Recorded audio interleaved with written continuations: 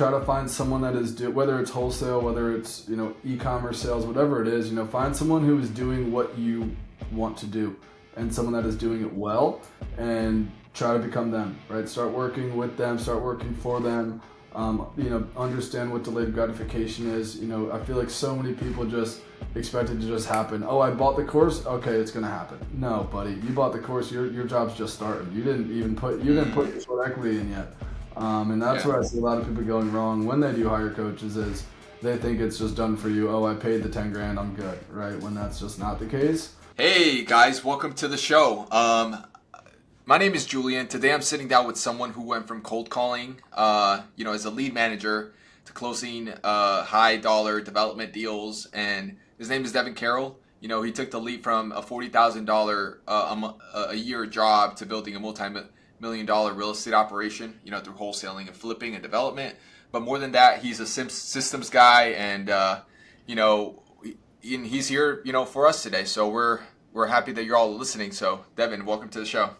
Awesome. Yeah, Julian, thanks for having me. I appreciate it. Of course. So Devan, tell me, before we dive into the origin of your story, let's build some context of where you are today for the people, the listeners. So would you be able to give us, a current monthly or annual revenue look like, kind of like what your team size is, and like profit, and how many hours you're spending a week on your business? Yeah, definitely. So my main business is virtual wholesaling. So within that business, I have 11 employees. On my acquisitions team, I have 4 closers, acquisitions managers, who's supported by 1 lead manager. And then I have a COO. He's pretty much runs the acquisitions team, runs marketing as well, does all the KPI tracking and all that good stuff.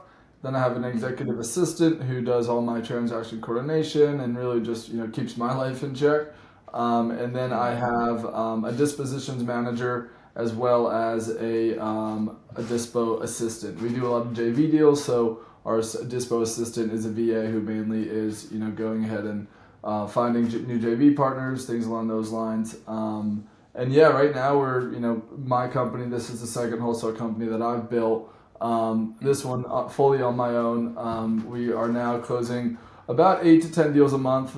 So far in the year, we're around 700K. We're trying to hit that 1.5 number on the year in assignment fees and novations, and we're getting we should do it. We're having a great month this month. We're setting up for a really good August. So that's that. My wholesale operation pretty much does run itself to an extent. I don't have to really comp properties. I don't have to talk to sellers, talk to buyers, or anything like that. Really, when I step in, I'm either talking to an attorney or putting a fire out with the seller or a buyer in random cases.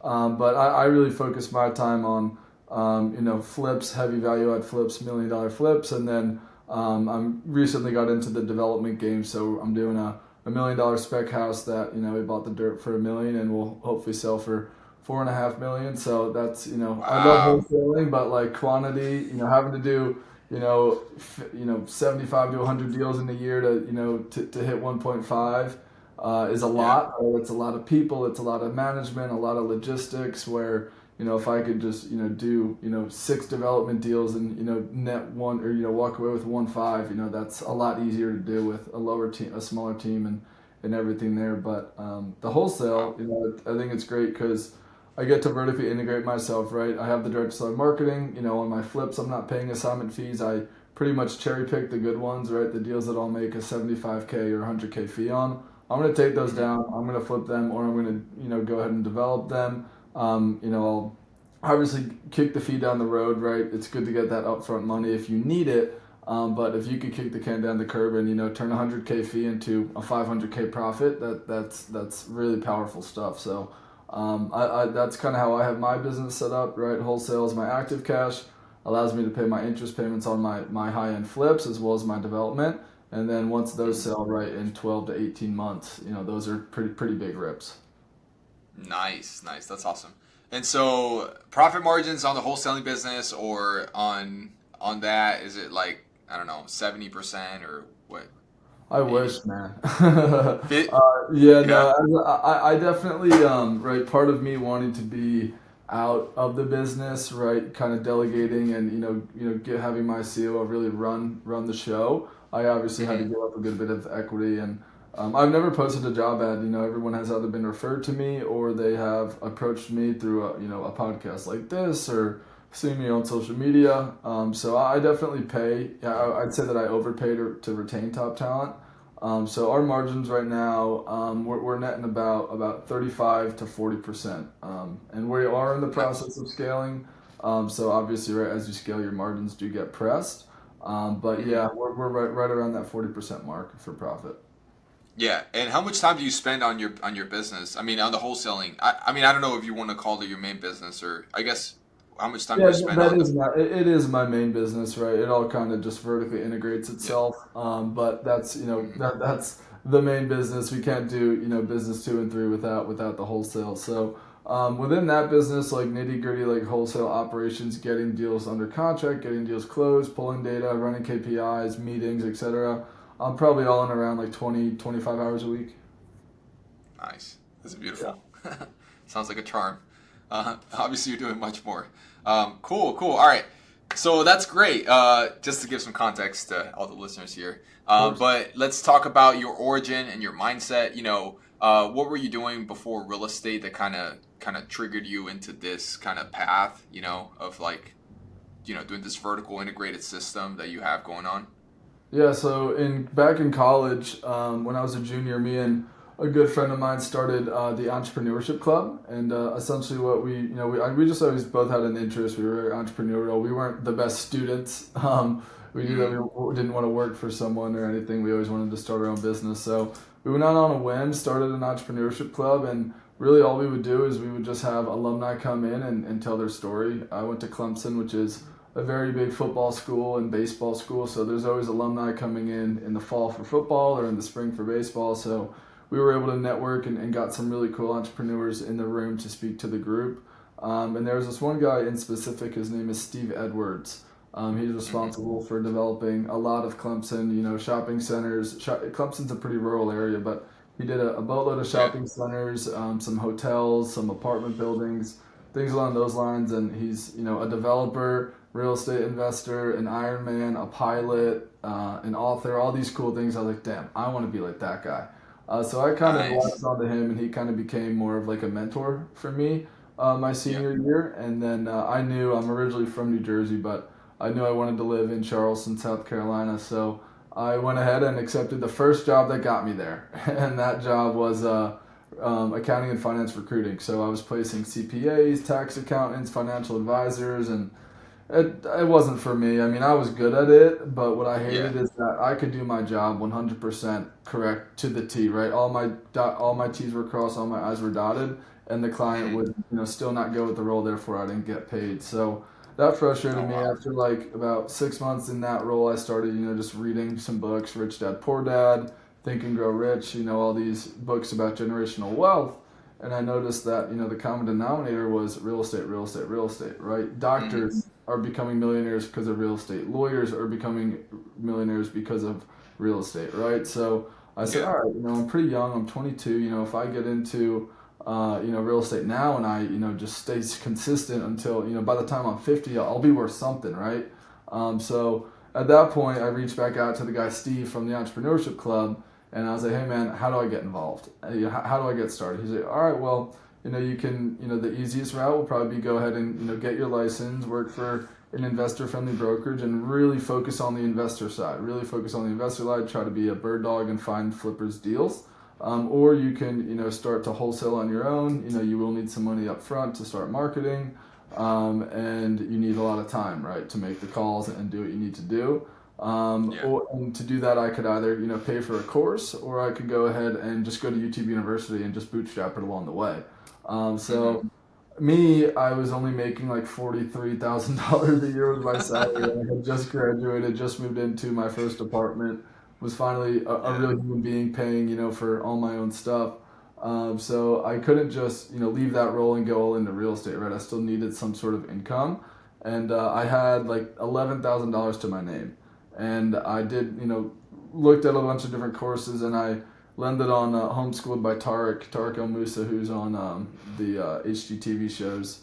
And I spent 10 grand, and I spent the next 4 months just really studying modules. I'd get home from work, walk the dog, cook dinner, and then I was just studying modules the rest of the night, right? And then got to the point where I had a great foundation. I knew how to comp. I knew how to talk to sellers. I knew how to make an offers. I knew how to do all this stuff, but I didn't have any money to market. I still had never done a deal, and I was like, all right, nothing's going to change unless I change my setting and where I am. So Right.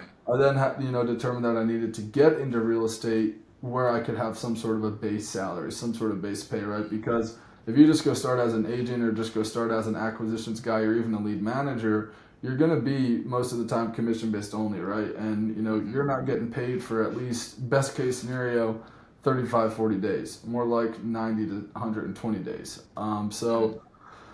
That forced me to start networking within my local community, going to the local RIA events, messaging people in the local Facebook group, and I met this guy named Nate Hirschberg, who you should definitely interview after me. And Nice. I started with him just as a lead manager. He had a successful business where he was really doing virtual flipping. This was in like spring of 2022 is when I joined him. But prior to that, he was just doing direct selling marketing, SMS, cold call.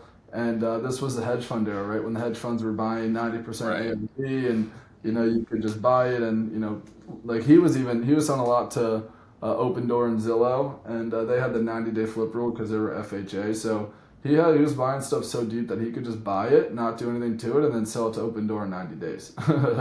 Wow. So that started working for him, right? Started out as a lead manager. It was just he and I. He had just separated from a partner when I joined him, so we were starting his business from scratch. And I was a lead manager, just smiling and dialing.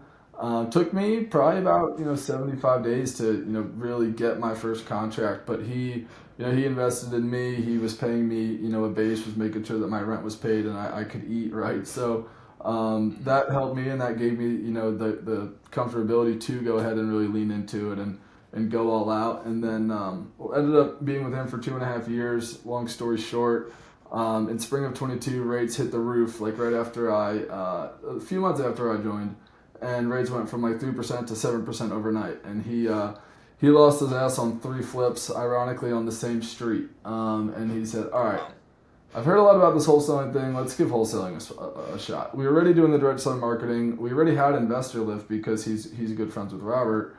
But we started wholesaling, and then I was doing acquisitions and dispositions. And if I'm doing ac and dispo, I might as well do TC too, right? Because I'm already talking to buyer, seller, etc. So I was Right. essentially doing everything: acquisitions, dispo, and TC.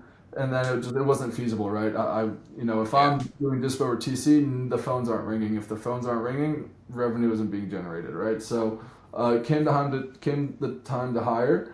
And I started in acquisitions, right? Hired a few acquisitions guys, training them. Obviously, there's Yeah. a learning curve with that for sure. But we found some solid guys, and then I kind of got promoted to an operations manager role, hired a dispositions manager, and then like a year and a half in, I became his COO. And then it was kind of shifted to he was more of a silent partner funding the business, and I was the in place operator, running the day to day and doing everything. And then that was great. I mean, without him, I don't think I would have any of this or be doing anything. He gave me a chance, and luckily I was able to capitalize on it. But got to a point where he didn't want to scale anymore. We were at about 150K a month, and it's a lot of overhead to do events like that, right? You're looking at least 25, 30K in overhead to generate numbers like that. So he didn't want to grow anymore. Me, I'm young. I'm 20, 24 at the time. I'm making a bunch of money with this guy. And I could have stayed in that role and been great, but all back to the entrepreneurship club, right? I always wanted to start my own business, X blah, blah, blah, blah, blah. So I had a conversation with him, let him know that I wanted to go do my own thing. And we negotiated a partnership a little bit when that happened. And then we just determined, I was like, hey man, like, worst case scenario, if I go and do this and I fall right on my face, I'll come back to you as a lead manager. And he supported it. He was very happy for me, and we're still great friends to this day. He's actually lent me some money on some of my current flips as well. So we're able to come out clean with that, and we also still do use Investor Lift together and are great friends. So. Nice, cool. I love that story. Sounds great. That you really took like a chance, working with someone that was already experienced, and you just learned from it, and you were able to build your own thing after that. So that's amazing. Yeah, and I feel like that's Um, where so many people go wrong. It's like they just go and try to, oh, I got 10K, watch a YouTube video, and then just go ahead and try to launch a cold caller, launch market direct mail, launch SMS, launch PPL, and mhm. then they're spending this money, but they have no sales skills, right? They don't even know what's needed in the purchase agreement. They aren't great at comping, and that's the guys that give wholesaling a bad rep, where they lock up deals too high and then end up terminating. But I think it's Yeah. super important. I mean, advice that I have for people that are wanting to get into it is go find a mentor, right? A mentor is someone that is gonna invest in you, and they're only gonna win if you win. You can hire a coach too, but a mentor is gonna help you out a lot more because you're both inclined to succeed together. So there's a difference between a mentor and a mentorship and a coach. Is that what Yeah, you're saying? yeah. And the type of quality. Yeah, so a coach is someone that you pay, right? If you were my real estate coach, I would pay you to tell me what to do. And then Hmm. you're being rewarded from, you charge 5 grand for your course. I give you 5 grand. Okay, I'll meet with you once a week. You tell me what I need to do to succeed. That's a coach. A mentor is someone that, goes ahead and works with me, and I'm not paying them up front. They're only going to be rewarded if I succeed. And the only way I succeed is if they invest their time and maybe money into me, whatever that be, and they're buying into me. Therefore, when I perform, they win as well. Gotcha. That makes a difference. Total difference. Yeah, it's like a transactional versus like you're actually putting your chips in with them. Exactly. So cool, cool. All right, so let's get into wholesaling.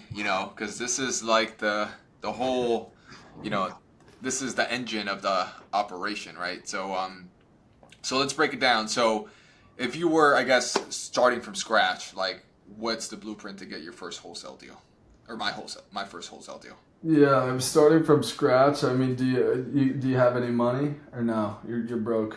You just have time. Let's say you have, I guess, $2,000. Okay, $2,000. That's not really gonna do much for you. I think your best bet, if you have a $2,000 budget, I'm gonna go ahead and I'm gonna buy a high equity absentee owner list. If you're not, if ideally in your home market, right, so you can go in person.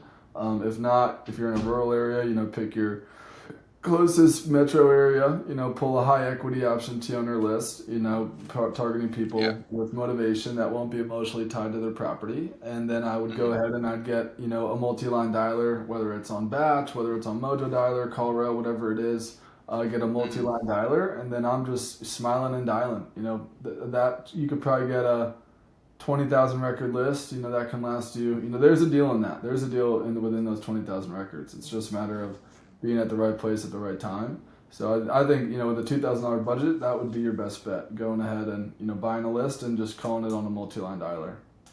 For sure. What if you had money, and what kind of money are you talking about? Like 10 Yeah, I mean, grand, or like is it? to get started, like if I have, say, like, and it's not just I say 2K like per month ideally, right? Like say that I have, if my budget is 5K a month, right? I'm probably gonna launch Right. two cold callers, and then I'm gonna go ahead and launch one inbound source. I'll probably do maybe Facebook marketing, or I'll go ahead and do a PPL. PPL is easy; you can turn it off and turn it on.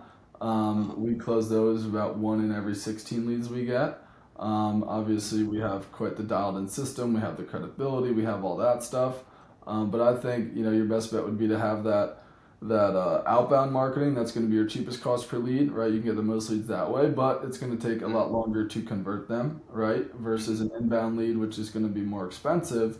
Those will be anywhere from 300 to 500 a lead, depending on your market.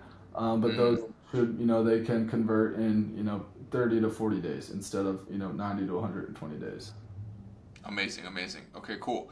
So, you know, tell me a little bit more about like the markets. So, like, what markets are you in, and what markets do you recommend like other people to get Yeah, into? so I am in North Carolina, South Carolina, Georgia, Florida, Tennessee, Indiana, Pennsylvania, Washington, and Texas. So Wow.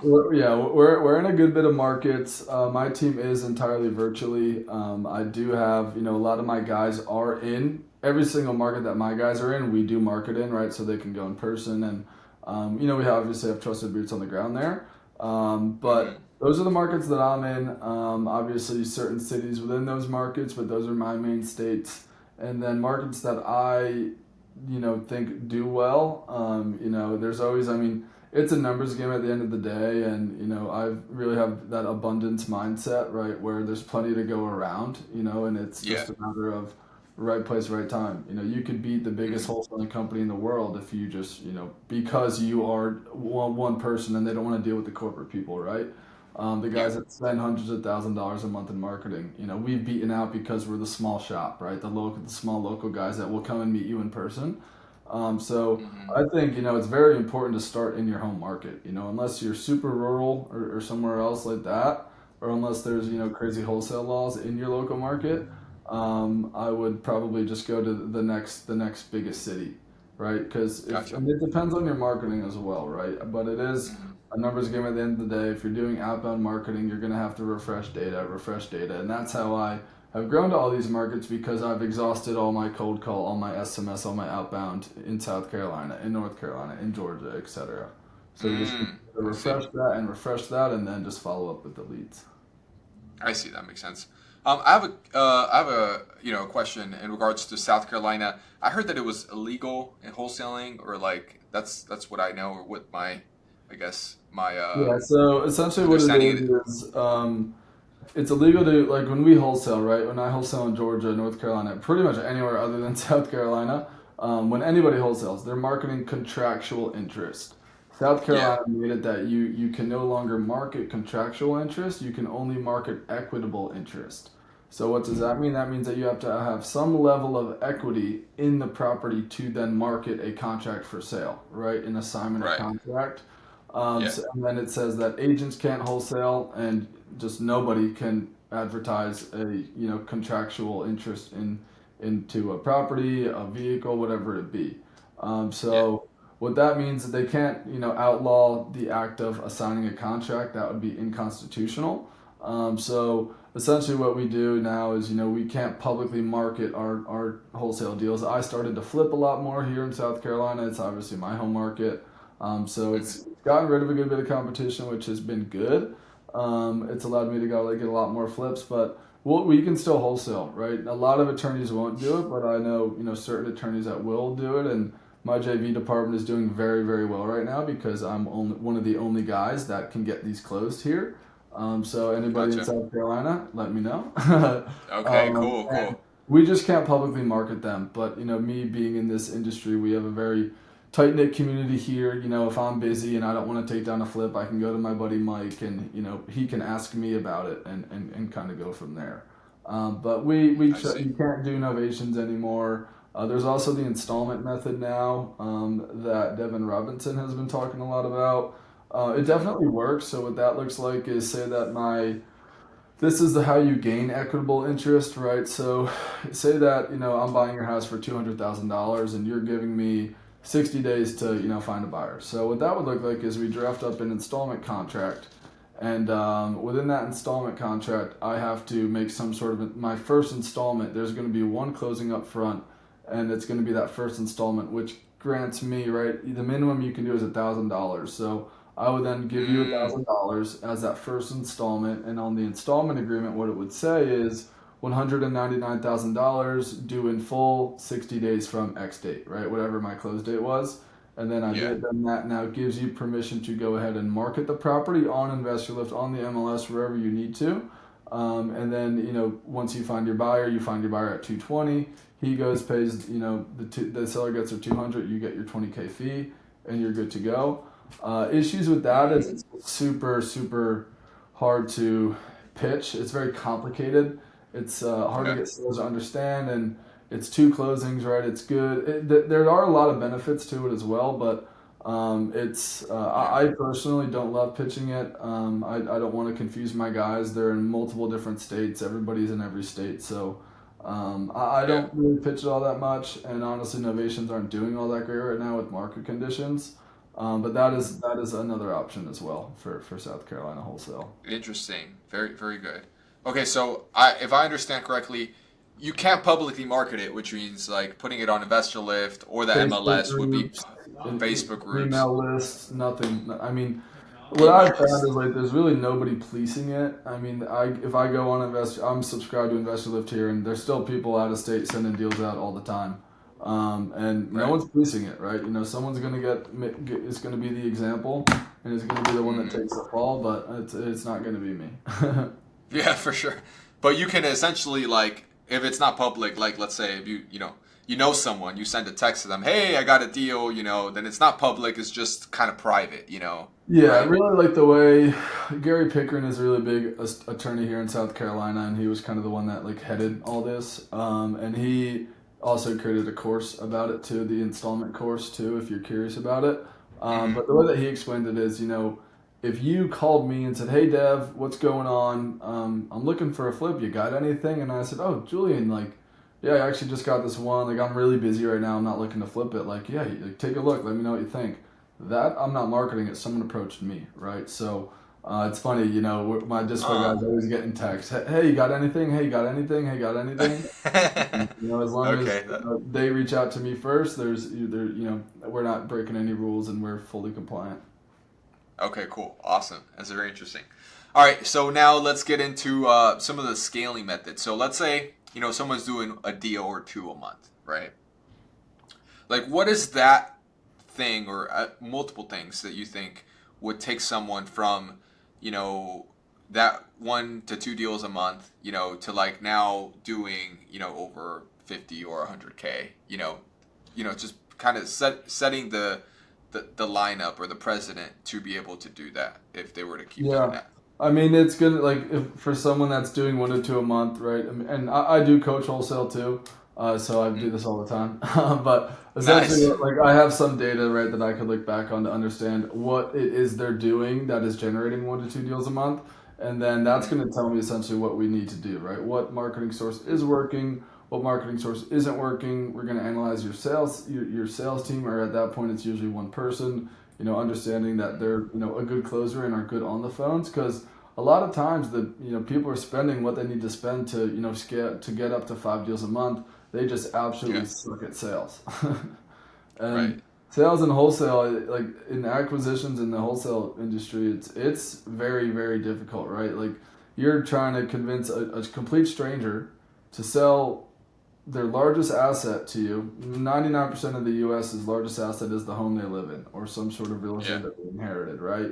And your average Hmm. person buys and sells a home 2 times in their life. So you're trying to convince someone Mm. over the phone, complete stranger, to sell their largest Yeah. asset they've ever had, and which is something they'll only do 1 to 2 times in their life. So it's a lot of trust, it's a lot of rapport, a lot of credibility, and I think so much of it does come down to your sales process as well as your credibility as well. But at the end of the day, like I said before, it is always going to be a numbers game. So, I think a lot of times, if you're a solopreneur and you're doing 1 to 2 deals a month, your margins are probably awesome, right? You're probably making 90, 80%, on your deals. Yeah. Whereas when you scale, right, you got to give your act guy 10%, you got to give your dispo guy 7%, you got to maybe give your TC or in my case, my COO, a percentage as well, so your margins are compressed. And when you're spending, 30, 40 grand a month in marketing, that presses your margins as well.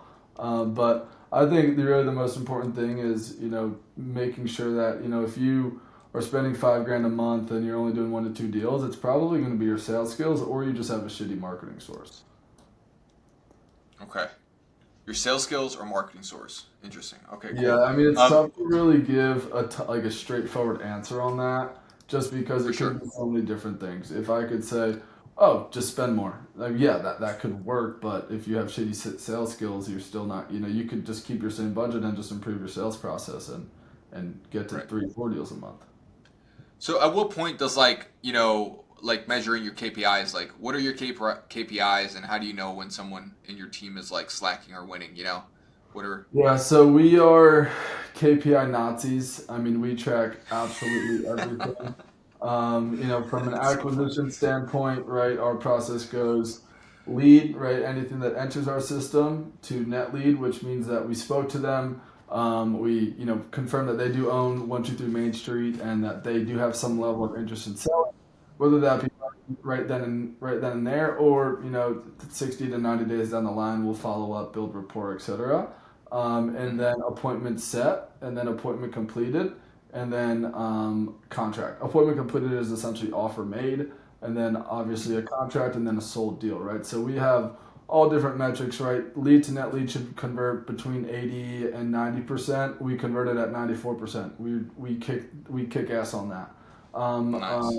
Appointment to or net lead to appointment set is, I believe, let me double check. That is, around 35 to 40%, and then appointment set to appointment completed is around 80%. It's crazy. I mean, there's 20% delta there. It's crazy how many people will give you all the information about their house, tell you everything, and then won't show up to hear the offer that they inquired about. So that always happens. Wow. Yeah. And then appointment completed to contract is usually about 20%, right? I want my guys closing at 20%. I just implemented a new sales process about 3 months ago, and we're now closing at 33%, which right then and there, right? I kept my marketing spend the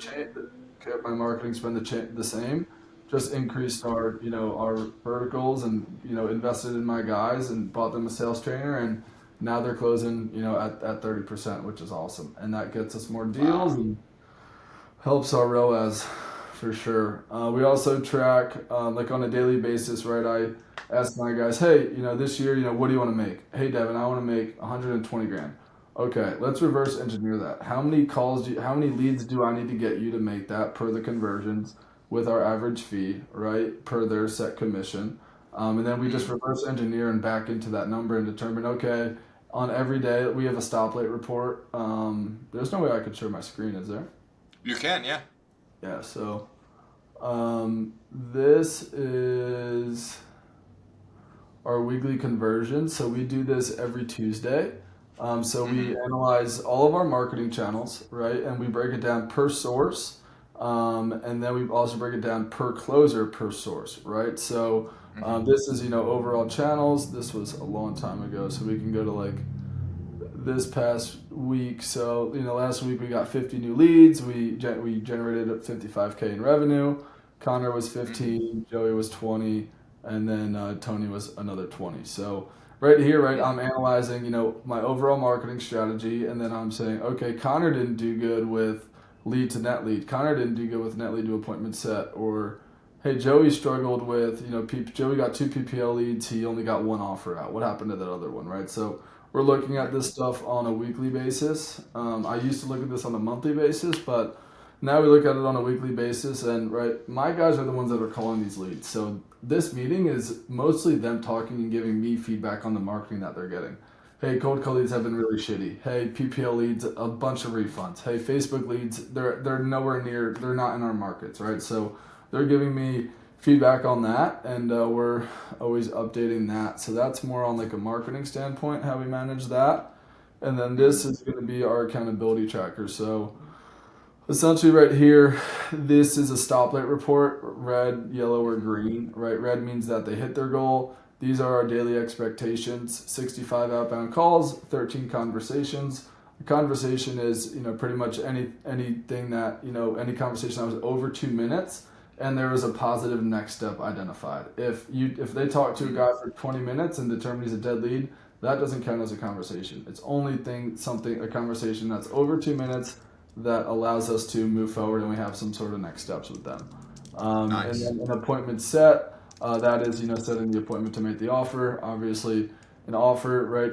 As long as my guys make 2 offers a day, I'm happy, because if they're not making, they could have 65 calls a day, 13 conversations, 3 appointments set, but if they're not making offers, we're not making money, right? So that's Yeah. super important. And then lastly is talk time. I want my guys, on the phone for an absolute minimum of 100 minutes in a day, right? So my guys can, make 65 calls and be on the phone for an hour and 30 minutes. And I'm happy with that, because they're building rapport. They're not just, having bullshit conversations, right? They're building rapport with sellers, and they're going ahead and, setting next steps and, hopefully building the foundation for a good offer. Gotcha. Super cool. I wanted to talk to you about this. So you said that you invested in a trainer, right?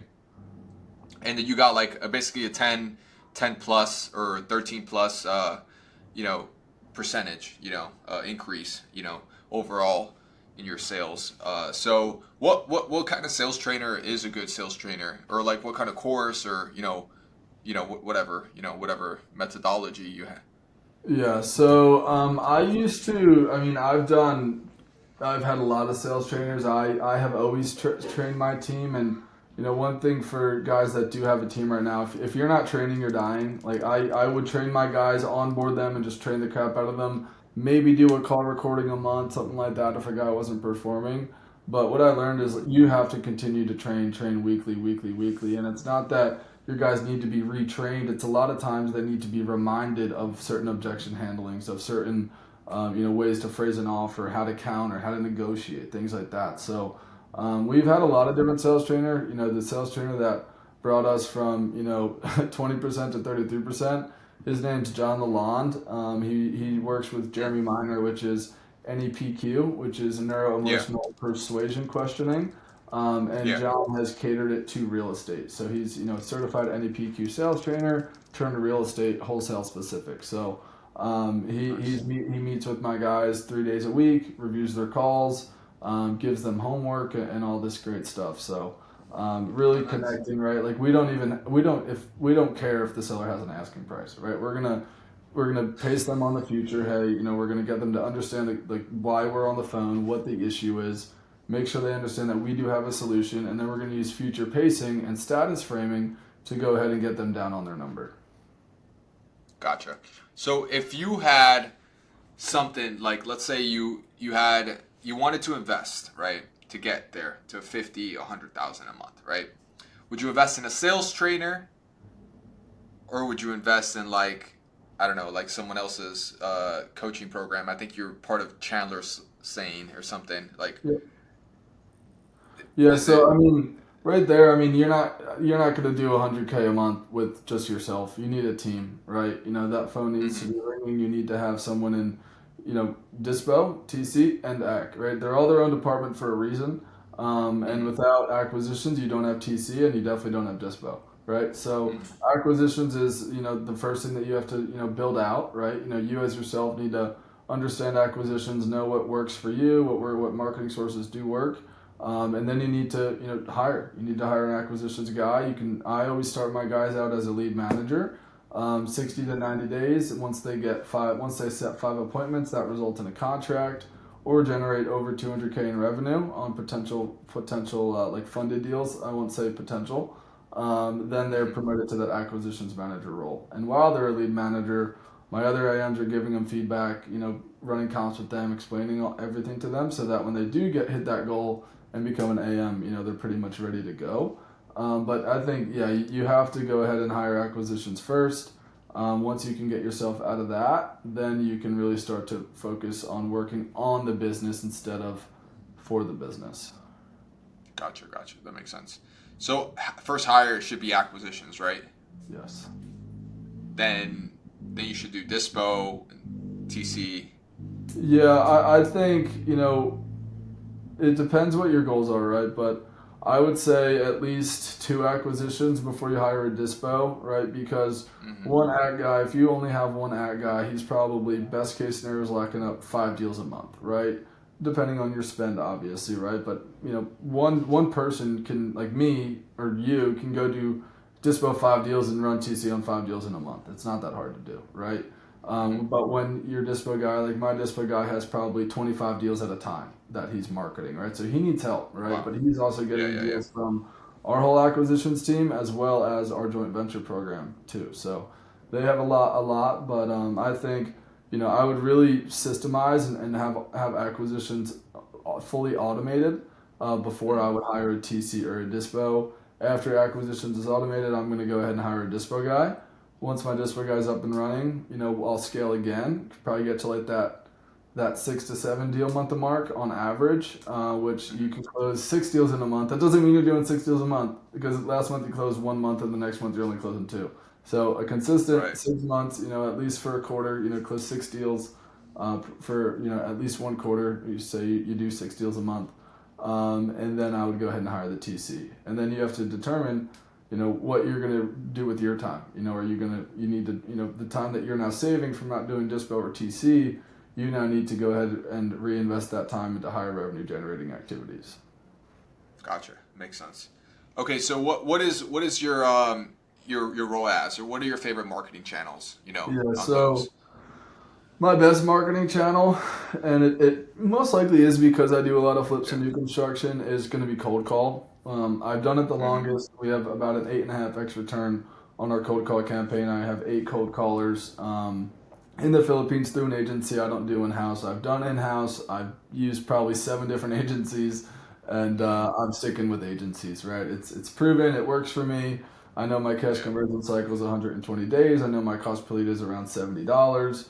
And what I like most about cold call, since I'm a flipper and now a developer, is that I can do target marketing, right? I can Nice. hold zip code specific. I can target certain properties, whereas when I do inbound PPL, Facebook, PPC, SEO, you can't control what's in your system. Yes, you have counties you subscribe to. Yes, you have cities and areas, but you can't, control if you're getting a house in the hood or if you're getting $1 million property, right? So it's good. The motivation's there. Those are really where a lot of our wholesales come from. And then cold call, our average cold call fee, if I put flips in there, is probably over 100,000. But our average assignment fee, would be, our average assignment fee is 19,500, which is Yeah. really good right now. Industry standards around like 13,000, so we're above on that. Yeah. But yeah, that's my overall thought there. Interesting. Gotcha. Okay. And so when it comes to like tech stack, let's say someone's looking into like, all right, I want to pick something, to build it, what do you recommend in terms of like CRM, or, I don't know, what other tools help? Yeah, I love Ari Simply. I think Sherrod is a very smart dude. He was the creator of it. He was a wholesaler flipper and created the CRM specific to wholesale flip.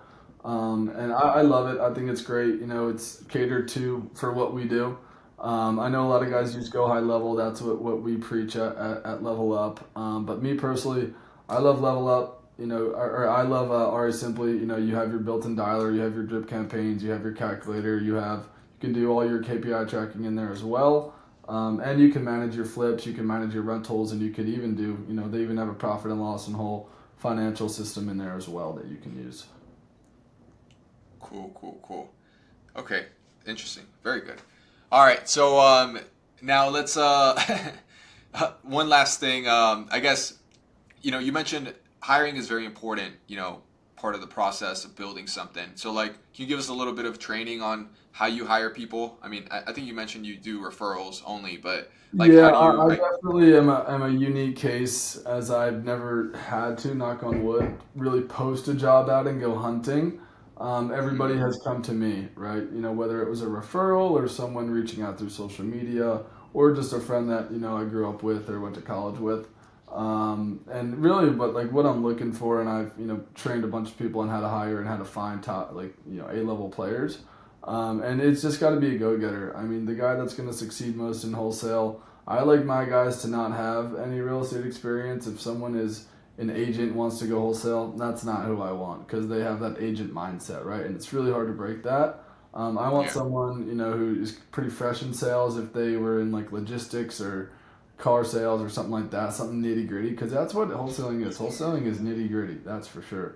So you need someone with tough skin, someone that's heard no, and really someone that wants to grow, right? No one's going to be in acquisitions forever because it sucks. Yeah. And if you're good at it, you're going to go ahead and start your own company, or you're going to grow within your current company. So Uh, I think it's really important to just make sure that they're a go-getter, make sure that they're not scared of hearing no, and make sure that they see the long-term vision within your organization or within the industry itself. Gotcha. Okay. That makes sense. Cool. So I've heard you talk about like, you know, you said something like wholesaling is elementary, flipping is high school, and like development is like college or something like that in another podcast. I was kind of like thinking, so you having that mindset, like how are you able to do that? Because I mean, some people say like, stick to your lane, like focus on one thing and just make that one thing like really good and blow up or whatever. But you seem to have been able to like do these other two things that are complementary, but they're still like, they have their own learning curve, So I guess can you kind of give us a little bit of your Yeah, 100%. So research that in came there? from Chris Rude. He's awesome, great dude. He's if you don't follow him, I'd give him a follow. But his kind of just curriculum on real estate investing specific to direct to seller marketing is that wholesale is elementary school, right? It's your lowest barrier to entry, very easy to get in the door, and you don't need a lot of money to do it, right? So you start to wholesale through wholesaling, right? You close some wholesale deals, you're selling to flippers. You now know flippers, you're networking with flippers, you're underwriting, you know what is a deal, what's not a deal because you have successfully wholesaled at this point, right? So you're Yeah. understanding scope of works, you're understanding, renovation costs and things along those lines. And you're now networking with people with money, right? So you can raise private money from these flippers, or you could, just use hard money because you understand the game now. And then, in wholesale, right, say your average fee, industry standard is 13K, but average flip fee is around 50 to 60. You learn how to flip that same deal that when you were in elementary school you'd only make 13K on. Now that you're in high school, you're going to go ahead and make 50K on, right? Because you can go ahead and execute and maximize the profit on that lead. But it also like I didn't just start doing that off the bat, right? I was dialed in. I had a proven system with wholesale. Knew what I was doing with wholesale. That was automated, and then I began to flip, right? And then I began to maximize those fees. And you got to think about it too, right? Like your average flipper is making 50 to 60. We're not paying assignment fees, so you can actually add 13K on top of that, and then you're making on average 63 to 70K per flip, right? The same deal that you would have made Right. 13K on. So that can affect your ROAS tremendously. That's why my cold call ROAS is a lot higher than my other sources. And then development would be considered college, right? That's where you can make 250 to 500, even $1 million per deal, because at the end of the day, we're doing that direct to seller marketing, right? So we're not paying assignment fees, we're not paying commissions, we're finding these deals ourselves, and we're avoiding assignment fees. And like the one that I'm doing right now, it's $1 million new build, and I had an offer to make 200K assignment fee, and I was like, damn, this would be my biggest assignment fee ever, but I want to do new construction. I have the bandwidth to do it. I don't need this 200K right now. Let's go ahead and tackle this. And by doing so, I'm buying it at 60 cents on the dollar. I'm going to get great terms. I'm going to be super super comfortable with the project because I know if I don't make money on this, I suck. I really did something wrong. Yeah. And again, right, understanding that, the goal isn't to wholesale forever, right? I eventually want to get out of Yeah. wholesale. That's how I got started. Yeah. And it's, that's the way that I can generate quick cash. The highest amount of quick cash that's how I can do it through wholesale. So, yeah, that's what I do. And it's just like partnering, right? Like I partnered with, on my first flip, I partnered with some flippers and learned from them. And on my first new construction, I partnered with a builder and learned from them and gave them equity in the deal so that he could teach me. And yeah, I gave up some profit, but in the long run, compounded, that's gonna 10x itself over and over again. Gotcha. Okay. So let me ask you a little bit about how you structure your time, because it seems like you do a lot with your time. So do you have any kind of like rule, like I guess like structure to your time, or like rules against how you use your time or something, Yeah, so so that you're able to? my Google Calendar is pretty much planned out from when I wake up to when I go to bed. Mhm. And mornings are always, I'm getting my workouts done in the morning.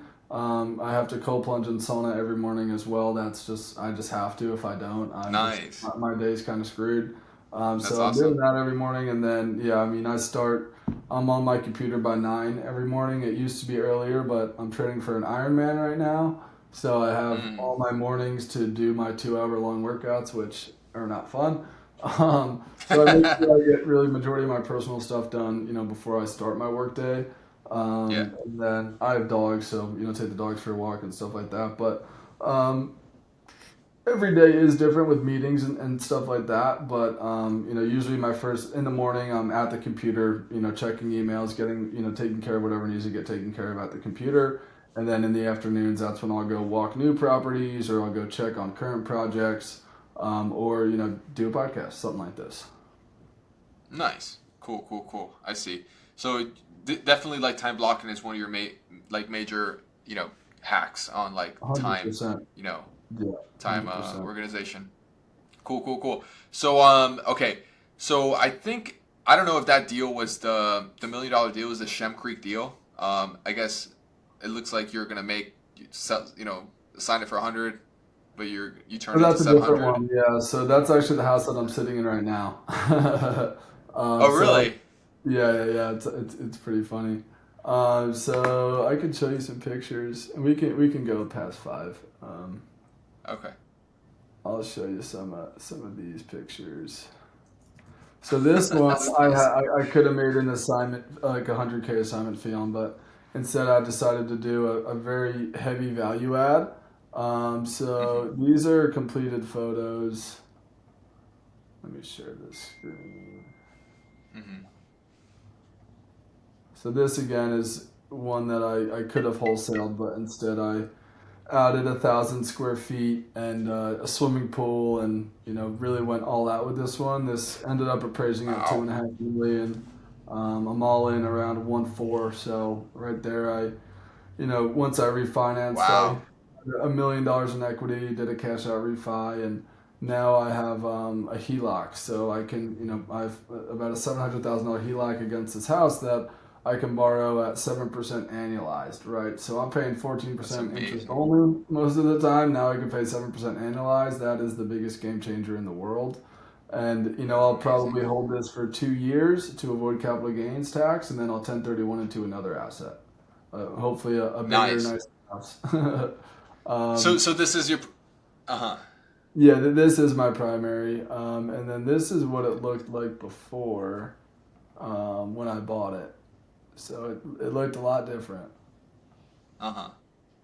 And then we blew the roof off. Did a big addition.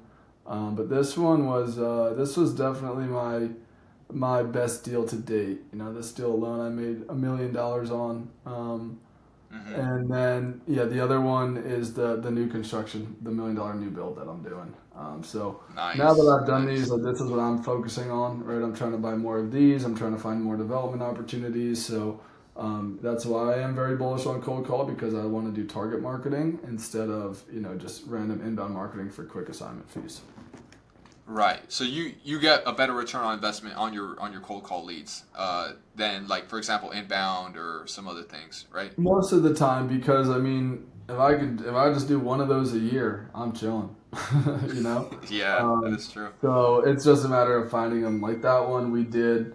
When I showed up for my appointment, an agent was leaving, and when I was leaving, another agent was showing up. So there was a ton of competition there. They decided that they didn't want to list it. They did want to go off market, and we had a flexible close date. Gave them a very very good offer. We bought it for 770, put about 600 into it, all around. That 1.4 number with interest and everything, and appraised at 2.5. So refining into a 30-year loan at 57% loan to value is very easy to do. Most are Yeah. 99%. So yeah, I mean it's just a matter of, and this is in such a desirable location. Like it cost me $250 to add a square foot, but then that appraised at $900 a square foot. So that's like, just by doing that, we added Oof. over $760,000 in just value right there. Wow. That's a Yeah. beautiful value add deal. Amazing. Okay, cool. That's incredible. Now, I guess can we talk a little bit about culture? It seems like culture is always an important thing in a company. So, I guess how do you set up your culture? How do you run the culture in your company Yeah, in your team? 100%. So, I definitely do agree with that, and especially, I mean, Team. in person, it's a lot easier to have be clear on culture, but virtually, it is not that easy. So Hmm. for me, I'm a younger guy, obviously, like yourself. I'm 26, right? Have a Hmm. relatively big team, and majority of my team, everybody's in their 20s. I have one guy who's in his 40s, but everybody else is in their 20s, right? And a few of these guys I went to college with, a few of these guys I grew up with, a few of these guys are friends of friends from college, right? So Yeah. I know them in some way. I know what they like to do for fun. I've gotten drunk with them. I've gone on vacations with them. Like we're at the end of the day we're friends, but we all have that same goal to build financial freedom and create generational wealth. And really, it's just get your shit done. I don't care if my guys travel. Like one of my guys is going to Europe next week, and he's gonna work on his own time, and he's gonna get his shit done. And I would think he's at home, right? But Right. if my guys can, as long as they're hitting their numbers, I don't care where they are or how long they're working. They just have to hit their numbers and produce. And we're all in this together, right? It's not that Devin's making a bunch of money out this wholesale operation. They're making good money because I pay them well, and they also see the long term vision, right?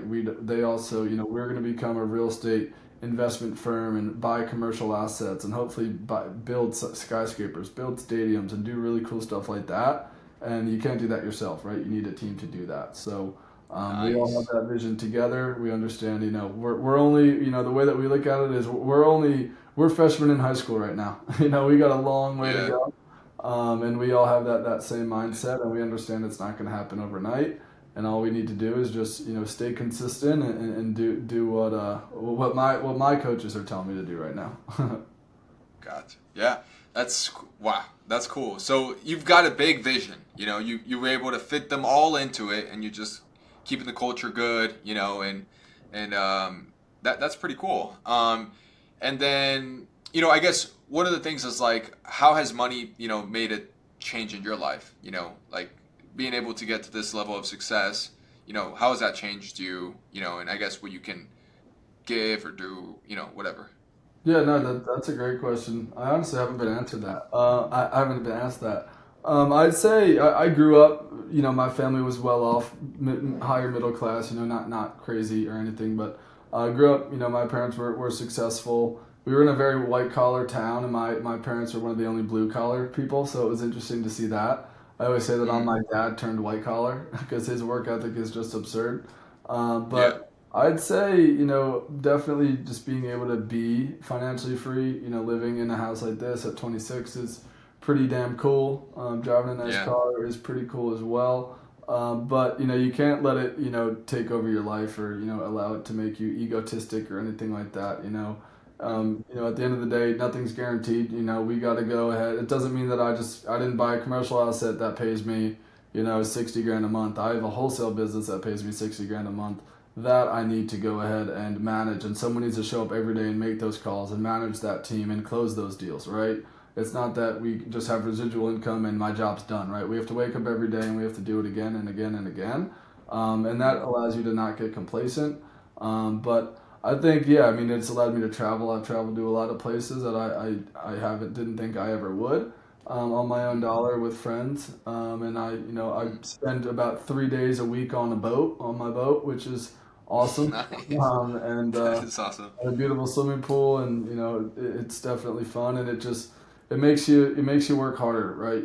It's I complain that my mortgage is so expensive, and then I just say, well, I guess you got to make more money, make more money, so it Yeah. doesn't seem like it's that much. And that's Yeah. kind of the way that I think about all of it. Okay. Cool. All right. So, if you had someone listening today, wanted to follow in your footsteps, what's the one move they would need in order to make this week kind of like the start to their journey? They Yeah, could I mean, be. I would say, network for sure. Try to find someone that is whether it's wholesale, whether it's, e-commerce sales, whatever it is, find someone who is doing what you want to do and someone that is doing it well and try to become them, right? Start working with them, start working for them. Understand what delayed gratification is. I feel like so many people just expect it to just happen. Oh, I bought the course. Okay, it's gonna happen. No, buddy, you bought the course. Your job's just starting. You didn't put Mm, your sweat equity in yet. And that's yeah. where I see a lot of people going wrong when they do hire coaches is they think it's just done for you. Oh, I paid the 10 grand. I'm good, right? When that's just not the case. But Mm, I think I mean, just how I did it, right? Working for somebody, understanding that it's not going to happen overnight, and mm, just being obsessed. You have to be obsessed, especially in an industry like this where it's rough and it's nitty gritty, and you could have a 100K deal that's set to close, and title could come back screwed up, or the seller could ghost you, and then you're back to square one, right? And that'll drain you. That Yeah, sucks. But are you going to get back up, and are you going to make more calls and go find another one? Is really what it comes down to. for sure, for sure. Okay, great. So your plans, your vision is keep, I guess wholesaling, or like at least bringing in leads so you can do flips and new developments. Are you wanting to transition in the future, or like what do you see your future looking like? Yeah, so definitely want to get more to like, the fund model, starting to buy commercial assets, and then, Mhm. building equity within those commercial assets, and then borrowing against those assets to then, go vertical on some bigger developments, whether it's more residential, whether it's, corporate stuff or, commercial stuff. And really just, more focusing on quality over quantity, right? Right now we're just quantity, quantity, quantity, where we need to definitely dial in on quality. And, instead of doing 100 deals a year, we could do 20 deals a year and make, 20 times more. Gotcha, that makes sense. Cool. All right. Well, where can people follow you, learn from you, and stay, in your world or ecosystem if they, want to? Yeah, Uh, my Instagram is dev_Carroll, Carroll 16. That's my personal, and then my business Instagram where I post all about real estate, all my projects, all that stuff is Deventum, DEVENTUMREI. And then my personal cell 908-910-9853. I do coach on the side as well. I do one-on-one consulting, so if anybody's interested in that, you can definitely reach out to me, and happy to help. If you got JV deals, we have buyers all over the country. I've done deals in 42 states now. So if wow. you got a buyer somewhere, there's a chance that I have a buyer for it. So let me know. Amazing, amazing. All right, well, this felt like a coaching session wrapped in a podcast. Thank you for breaking it down, so practically and clearly. And I think you've given up, a clear roadmap for people to get started. So thank you. Hope to have you on in the future, and we wish you good. Appreciate it, man. Thanks for having me.